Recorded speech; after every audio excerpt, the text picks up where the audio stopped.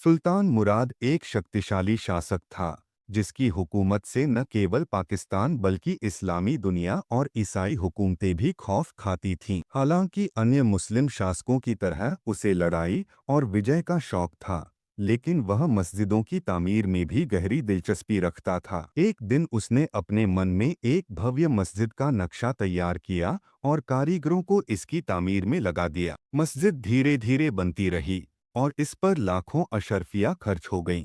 आखिरकार जब मस्जिद पूरी हो गई तो मुख्य निर्माणकर्ता बड़े गर्व के साथ सुल्तान के सामने पेश हुआ। लेकिन मस्जिद का अंतिम रूप सुल्तान को पसंद नहीं आया और वह गुस्से में आपा खो बैठा। उसने हुक्म दिया कि निर्माणकर्ता का हाथ काट दिया जाए। हुक्म तुरंत लागू किया गया। निर्माणकर्ता ने इस फैसले को नाइंसाफी माना और अदालत में शिकायत दर्ज कर दी। काजी ने मामले की सुनवाई की और सुल्तान को अदालत में हाजिर होने का हुक्म दिया। जब सुल्तान अदालत में पहुंचा तो काजी ने उसकी दलीलें सुनी और फैसला दिया कि बादशाह का भी वही हाथ काट दिया जाए ताकि भविष्य में वह अन्यायपूर्ण फैसलों से बचे। यह सुनते ही सुल्तान घबरा गया, लेकिन उसने अपना हाथ आगे बढ़ा दिया। यह देखकर निर्माणकर्ता की आंखों में आंसू आ गए। उसने बादशाह को माफ कर दिया और कहा कि वह किसी भी दबाव के बिना अपना हक छोड़ रहा है। यह सुनते ही बादशाह ने राहत की सांस ली और निर्माणकर्ता को धन और उपहार देकर सम्मानपूर्वक विदा किया।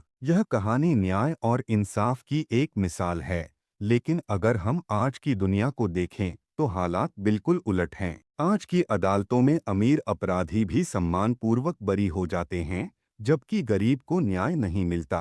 लाखों लोगों के कातिल धन और ताकत के दम पर सजा से बच जाते हैं, जबकि गरीब कानून के शिकंजे में फंसता जाता है। हम इस्लामी कानून का दावा तो करते हैं, लेकिन सच्चाई यह है कि हम इस्लामी न्याय व्यवस्था से बहुत दूर हैं। यही कारण है कि समाज में अन्याय बढ़ता जा रहा है। हमें अपने सिस्टम को सुधारने की जरूरत है ताकि हर व्यक्ति को समान न्याय मिल सके।